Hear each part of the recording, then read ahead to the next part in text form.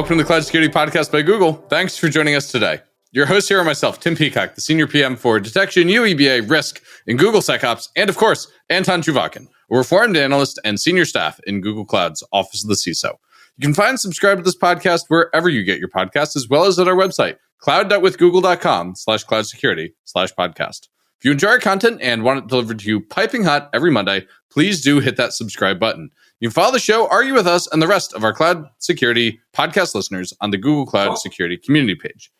Anton, we are talking about AI SOC today, what goes right, what could go wrong. It's a lot of fun.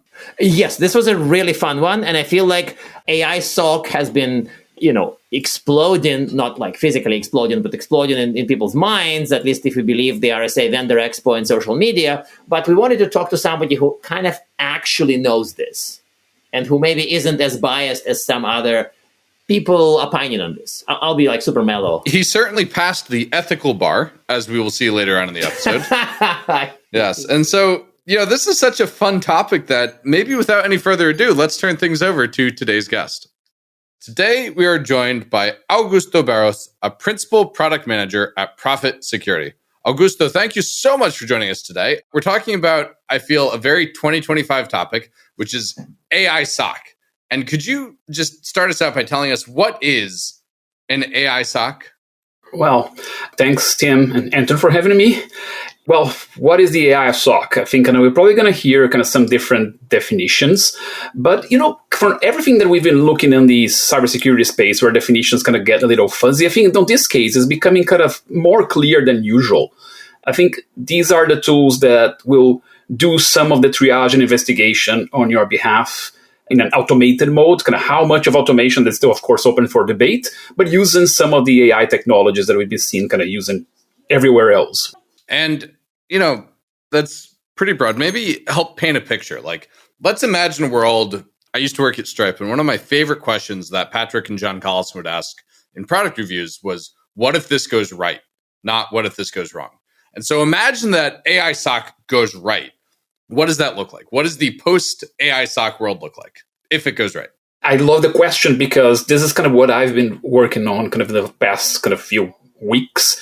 Because you were talking about the funnel, right, in some of the past episodes and how you hate the funnel kind of analogy. I like the funnel. It's Anton who hates the funnel. No, I didn't hate the funnel. I said funnel is 2002. Funnel gives you flashbacks. 2002, yeah. But I think the fact is the SOC has been operating with a funnel mentality for a long time, right? In a very narrow funnel in the end, by the way, right? Because everything that you're generating from a detection point of view will go to the hands of a human most of the times, right? And I think that if AI SOC get things right, we are really kind of expanding in an absurd manner your throughput or your capacity of handling detection events, right? So today, every time that you're going to kind of write a new detection, one of the things that you're going to have in mind is, okay, will this overwhelm my SOC? And I think that AI SOC, I want to say eliminates that type of question, but it reduces that concern in a substantial manner, in a way that many of the detections that you may not want to do, either because base rates are too high or kind of you cannot reduce the false positive to an acceptable level, I think you're going to have far more room to build detections without having to be that concerned about the impact kind of downstream. Okay, so AI SOC lets us be noisy as detection engineers. I love it. He didn't say that, though. He said that it's the... I mean, Augusto, do you feel like it's a decent summary or not? Well, I think it is good. It's a good definition. And I would say there is an asterisk there, right? Kind of sometimes we have to be noisy. Right? Because I think what I've been seeing circulating kind of in social media recently is that idea of, well, why were we doing that? Just let's be less noisy.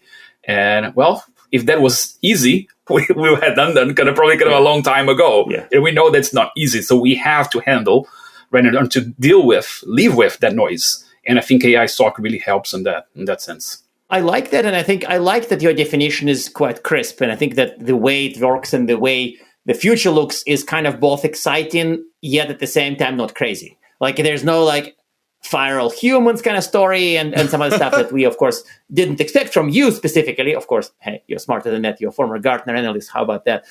But that sometimes shows up in discussions. So you also brought up the point about triage, and we'll try to probe around triage a little bit. But like, what are the mechanisms and what are like what are the tools and what are the capabilities of AI SOC that would make, dwell time decrease, mean time to respond to shrink as well? Like, what are the mechanisms? And also, how are you applying those mechanisms without losing fidelity? Because I almost have this fear of like suppressing too far, suppressing too much. Right. And I think that we are going actually to an opposite level. We're not suppressing. I think that what we provide is actually kind of an ability to suppress less. I think that's kind of one of the things that I see as one of the biggest values. But you asked a question a few days ago on LinkedIn about, well, how does this compare to a perfectly implemented SOAR, right? I'm happy with my SOAR, etc. I think if you look at the outcome only, it'll probably be similar. The thing is for you to build kind of all the playbooks and maintain all those playbooks for SOAR in a way that it gets to the same levels of what I'm seeing from these AI SOC solutions, it is very hard and it's very costly. There is a lot of writing of playbooks. Every small variation is a new playbook. The way that you call kind of different tools, depending on kind of how the integration works. And you see, AI SOC puts a lot of flexibility in that point in a way that the pain of building playbooks, that I'll say is the main reason why organizations do not get enough value from SOAR, kind of it's eliminated.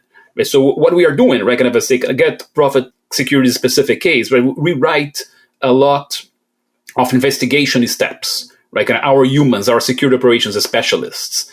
And what the AI really provides to us is the ability to write those steps in a far easier manner than normally kind of putting together a playbook, and also combining all those steps for each specific individual alert that we investigate.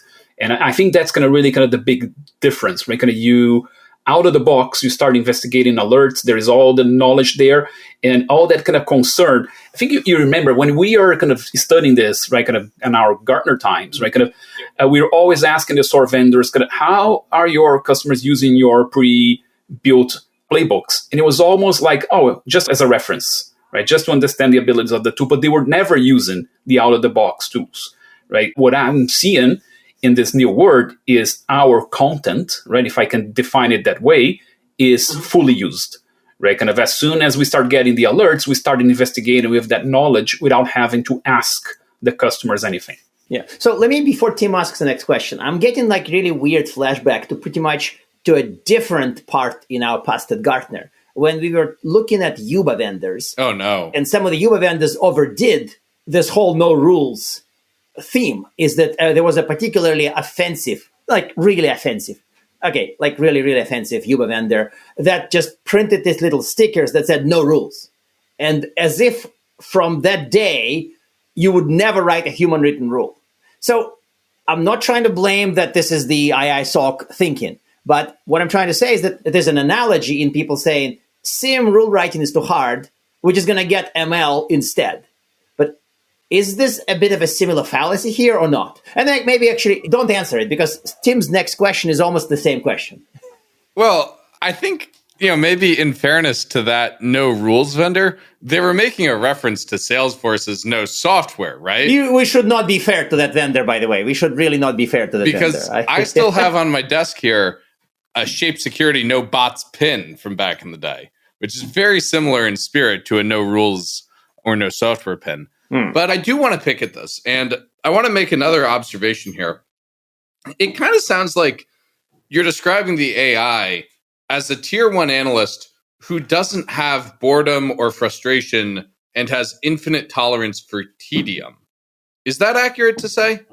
It is to a large extent. And I say kind of really... I say kind of in a SOC of ideal conditions, when the AI SOC tool is working well, I don't think a tier 1 type of organization within the SOC is necessary. It is really kind of a boring job, right? Kind of, there's no reason for humans. It's a terrible job. There's really kind of no reason for having humans doing that, right? Kind of, they are following a script, right? So, and technology is pretty good at following the scripts. But what we learn with SOAR is that writing the scripts and making the technology follow the scripts, it was not that trivial with the typical, say, workflow technology. Because kind of the scripts are being rewritten all the time, right? Right. I think kind of with AI, kind of the flexibility is there, right? And even kind of put kind of every time that I say AI, I put the kind of the current set of technologies that we describe as AI, right? Because there's a lot of hype around what AI is as well that I do not want to get in. You guys kind of covered that multiple times before. But I say the first probably big value is really eliminating that level 1 need. Right? But depending on how deep you go into some investigations, I noticed a few customers saying, well, you're not doing only level 1. You're going sometimes beyond that on my environment. You're also doing level 2 type activity. I don't like the levels thing, but if you define level 3 as the point where no one knows what to do and had to put in the hands of someone that will think out of the box about how to investigate that or something that is not easily scriptable, I think we are still far from that point. So that's where we would stop. And that's why we wouldn't eliminate the humans in the SOC. Yeah, I don't think people want to eliminate the humans in the SOC. I go back to what Manisha said on her episode about enabling the humans to do the things that humans are good at and take advantage of their talents rather than force them into toilsome, tiresome work. I do want to pick at the SOAR side of the equation, though, because Anton and I had the observation at RSA this year, and feel like others had this observation at Black Hat this year, that a lot of the AI SOC vendors, you could have been, a time machine from 12 years ago, and it would have been the same messaging as the SOAR vendors. And I don't think the SOAR vendors really lived up to fully what they promised. And so why is it different this time? Why is it not SOAR V2 of ultimately unfulfilled promise? I left the acronym and naming wars a long time ago, but I would say that a SOAR, a next-gen SOAR, wouldn't be a completely inaccurate description of this space, right? I think that we end up really using a lot of AI just because it's the hype now, right? But I wouldn't be very annoying if we were describing this as next-gen SOAR. And I think the big difference is, I mentioned before, is really implementation and maintenance effort, right? The AI SOC solutions have the ability to deliver what is being promised by SOAR, right, a long time ago, without all the heavy weight of planning, writing scripts, putting the processes in a flowchart format. And I remember, taking calls with Anton, and we were telling people, if you don't know your process, don't even buy the SOAR, because you won't have where to start. That's a big difference here. I've seen cases of organizations that did not have a process about how to investigate alerts, and they got an immediate benefit from the solution. That's kind of interesting that you, back in the day, would have advised somebody you can't take advantage of a process automation tool without understanding your process. That kind of gets back, though, to what Manisha was talking about, again, to bring up Manisha, about migration versus transformation. Was the point of the SOAR to migrate your process from in your head to in the playbook, or was the point of SOAR to open the possibility of automation in the first place? So I wonder if I would disagree with Anton of many years ago. This is actually really, Anton would disagree with Anton of many years ago. Oh, wonderful. This is really interesting because in this notorious discussion on LinkedIn that Augusto mentioned, and we'll put link in the notes, I had an epiphany. You did. And that was the exact epiphany, is that if you say for AI built agentic SOC to work, you need to have robust playbooks. A lot of people very correctly pointed out that it's not true, and the opposite is in fact true. Is where you have playbooks, rule-based work can be fine. But in case you don't have a playbook, then the agents can figure things out and do the right thing. At this 2025, Anton maybe doesn't quite believe that, but really wants to believe that. And so I would not push, if your process is broken, don't automate. Because with AI agents, if your process is broken, you may succeed with automation. And that's a genuine I'm making a weird gesture to my head. It's a switch. Anton has some really old school switches in his head, listeners. The relays, right? Yeah, right. Relay, that's right. Oh, God. They're not that old. I'm sorry. You heard them clicking. So it turns out he's actually a telegraph network from the 1800s.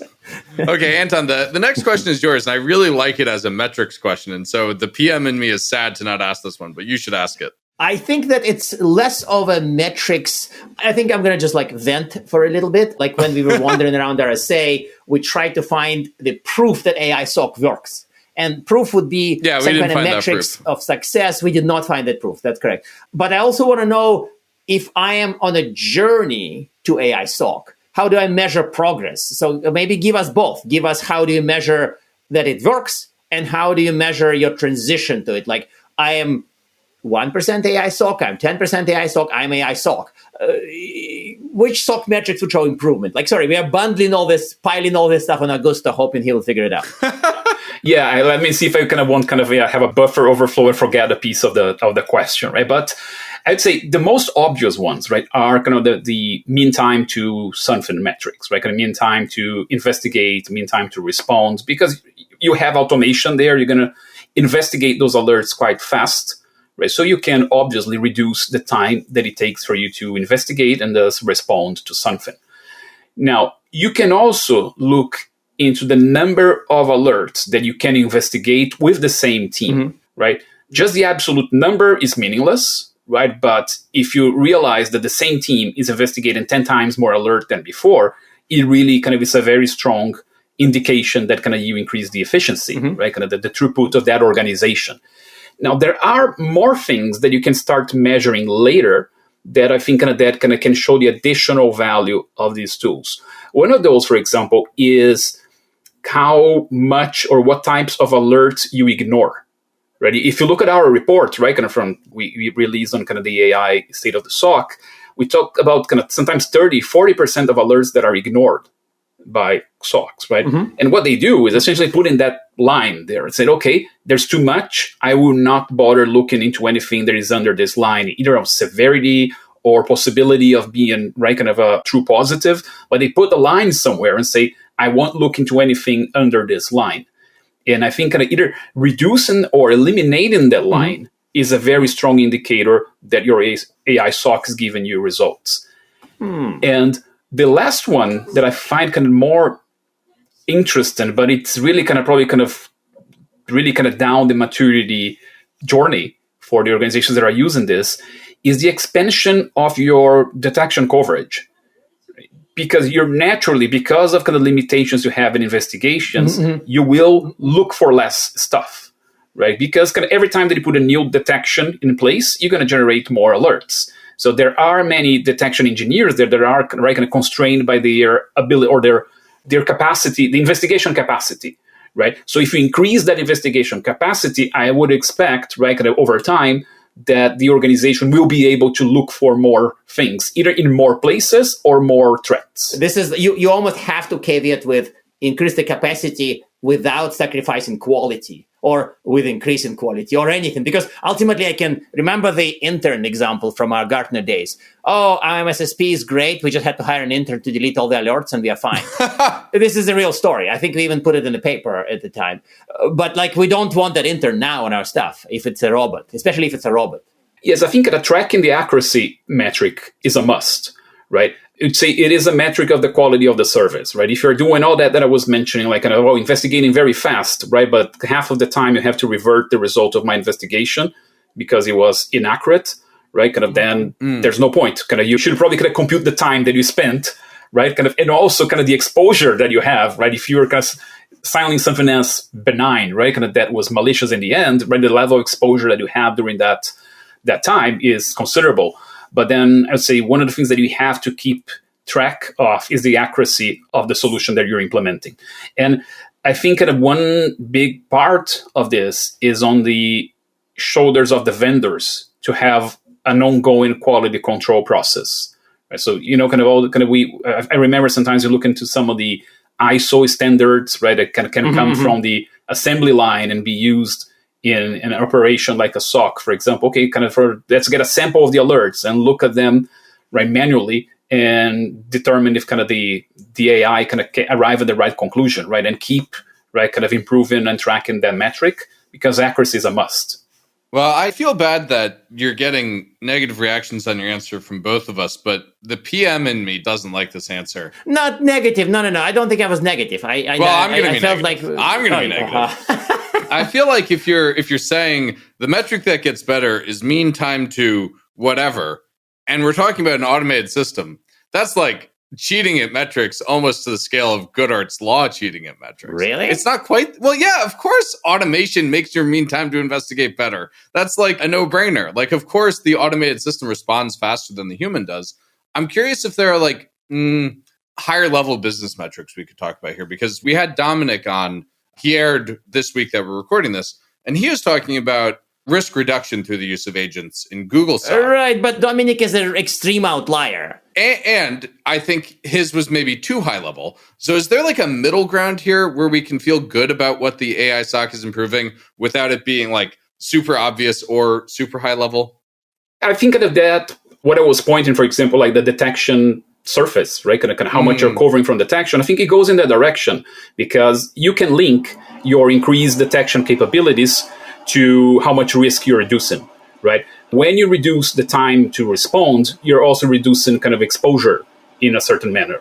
Right? So I think you can link those metrics to risk-based metrics and metrics that are closer to the business. That's fair. Right. And I'll go back to your mean time kind of metric point is, I think if you look at specific use case, like this investigation, how long it takes for a human versus how long it takes with the tool, yes, that's almost cheating because it's obvious that you're going to have right, kind of an improvement in automating versus non-automating something.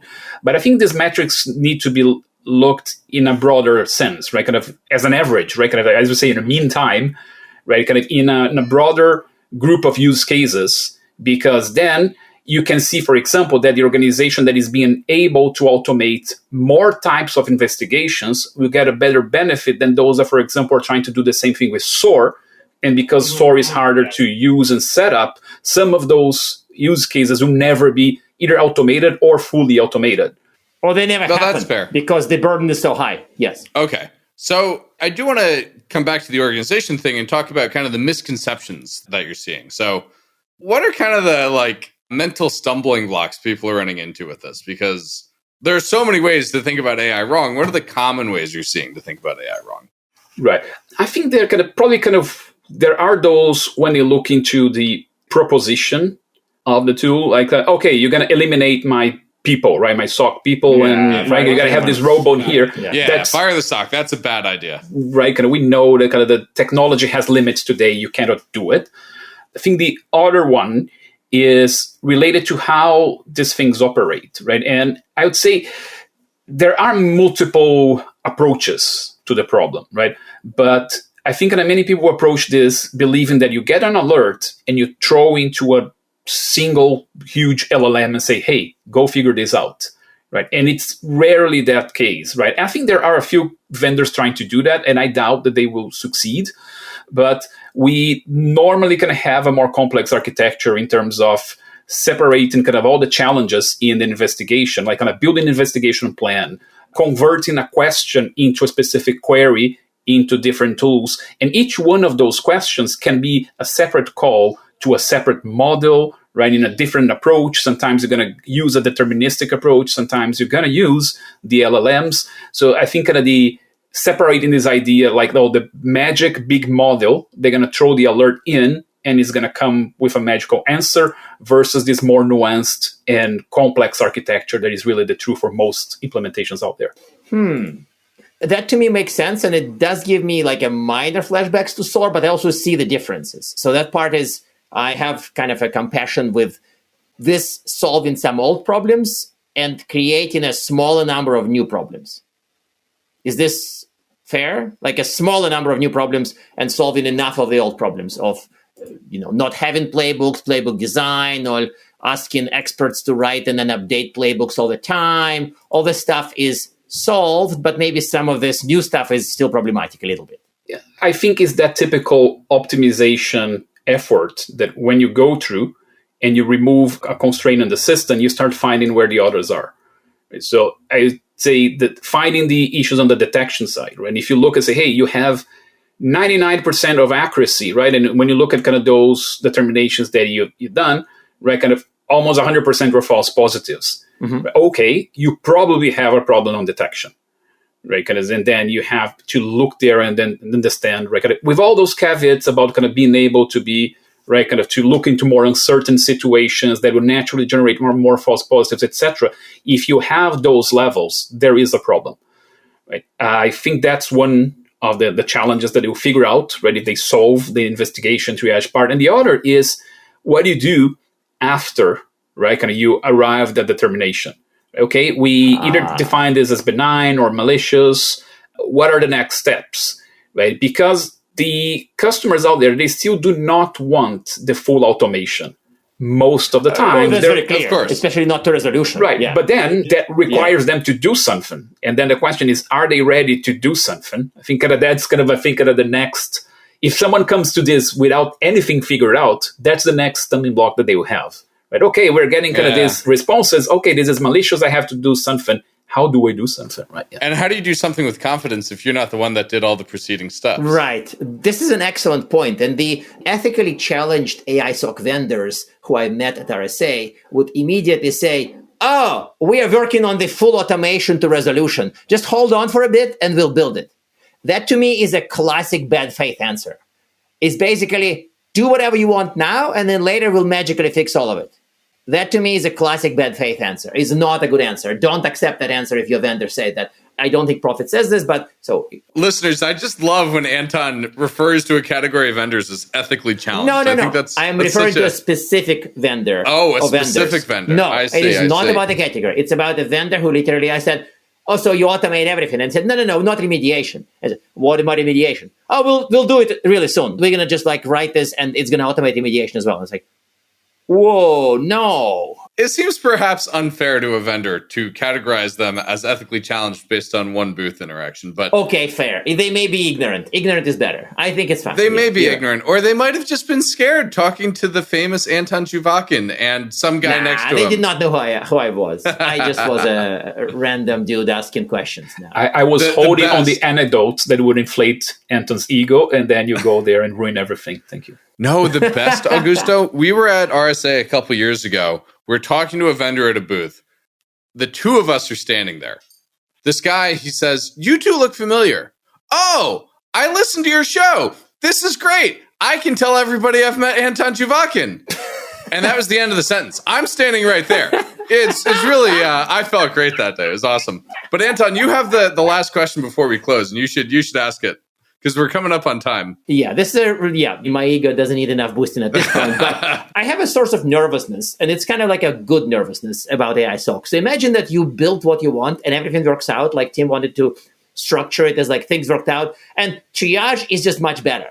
When I think of using AI in a SOC, my mind goes to things beyond triage. I want to help with refining detection rules. I want to help with detection engineering. Maybe I want some help with remediation and response. So what's next in AI SOC after triage? And what's the timeline for it? Great question. I think you already mentioned one that is really kind of improving detection, right? And also is streamlining the steps after, right? Kind of the determination of something is bad and you have to respond to, right? So essentially kind of those two other sides from this piece, right, that we are solving, right? Kind of there are things that happen before, there are things that happen after, right? Those, I'll say, would be the target, right, kind of for improvement after that.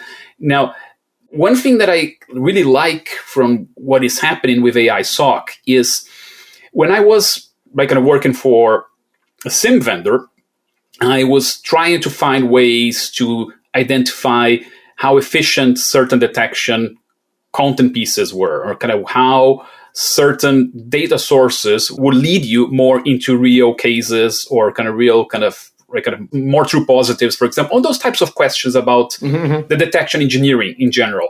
And one of the challenges that we had was once it generated a detection, even if the tool had kind of all the case management capabilities there, most customers will treat that out of the SIM, right? Or do that manually and never update the SIM in terms of what happened with that alert.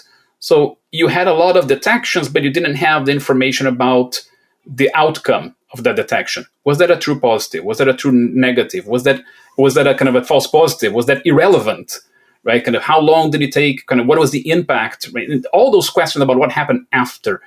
And I think that with AI SOC being adopted, you are generating that mass of data that you can use to tie back to the detections and say, hey, these detections here have more value.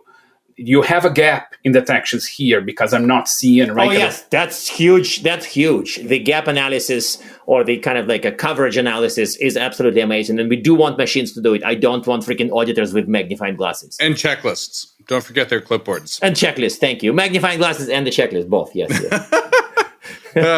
Okay, so Augusto, I hate to do this, but we're way over time today. So we got to ask our traditional closing questions. One, do you have a tip to help people with their AI SOC adoption? And two, do you have recommended reading? And that reading could be anything from like Mary Oliver to Mary Shelley. It just cannot be Anton's blog. Right. That's kind of a rule we have. Yes, unfortunately. I mean, it comes from the fact that I stuff my blog links to every podcast anyway. So It's like I don't need to point, right? Because it's already going to be in the notes. It's already there. Anyway, well, kind of from a tip point of view, I'd say look very carefully in terms of kind of the transparency of the investigations, right? Kind of because transparent, it's almost like on the path to the dark force, but kind of in an opposite manner. Is transparency leads to trust, and then trust leads to adoption, right? No one will use a tool that they don't understand how the determinations are being generated, even when they look at the determinations and say, okay, that seems accurate. I don't have a clue about where they're coming from, but they seem accurate, right? When I think that one of the keys in implementing this there is kind of looking for ways to have kind of that work done in the most transparent manner, right? So you can look at that investigation and say, hey, the machine took the same steps, right, that I would do, or actually is taking steps that I never thought about doing, but they are pretty good ideas, right? And then that generates a level of trust that will help on the adoption. I think that that's probably the number one tip. Now, on reading, because you're talking so much about data, right, and kind of the data generated by the AI SOC and looking into how to improve detection, etc. One book that I read some time ago and I love and always kind of keep connecting back to this is called Noise, right, kind of by Dan Kahneman and kind of two other authors. Just called Noise? Noise, A Flaw in Human Judgment. That's the title of the book. It is kind of almost like a follow-up, right, kind of from Run, Think Fast, Think Slow, right? But very focused. That one is very focused on biases, and Noise is focused on noise, of course, right? But it really kind of gives a lot of kind of good ideas when you look at noise separately from bias. So I really like, I really like reading that one. And I'll point to a separate one because, yes, it's from one former guest from your show. That's the Security Chaos Engineering by Kelly Shortridge. Ah, nice. Right. And why I'm mentioning that? Because I'm really looking a lot into detection resilience. Right. Our detection practice is usually a system, right? And every time you talk about resilience, you're talking about making a system resilient. And I think yes, exactly that one. And I think that kind of trying to make our detection practice more resilient is really something that we don't see that happening very often. It's something that I love kind of thinking about. I love that answer. But you also have a report on this, which we'll link anyway. So thanks for being so modest. There's also a Profit Security report that you either released or will release, right, on some of this. So we'll link to it. Yes, it's there. Okay, good. Excellent. Amazing. Listeners, you couldn't see it, but I pulled Kelly's book off of my shelf behind me and held it up, and everybody was happy to see it. So, Augusto, thank you so much for joining us today. This was a really wide-ranging discussion. I'm so grateful that you took my pushback on the metrics answer so kindly. I don't usually do that so directly with people, but I figured a former Gartner analyst could handle it. So thank you very much for joining us today. Thank you. Thank you, guys. And now we are at time. Thank you very much for listening and, of course, for subscribing. Please subscribe so you can get new episodes piping hot. And if you love our content, please drop us a review on your platform of choice. You can find this podcast on YouTube, Apple Podcasts, Spotify, or wherever you get your podcasts. Also, you can find us on our website, cloud.withgoogle.com/cloud-security/podcasts. You can argue with us on the Google Cloud Security Community site, googlecloudcommunity.com. You can follow us on x.com/cloudsecpodcast, tweet at us, email us, argue with us, and if we like or hate what we hear, we can invite you to the next episode. See you on the next episode of the Cloud Security Podcast by Google.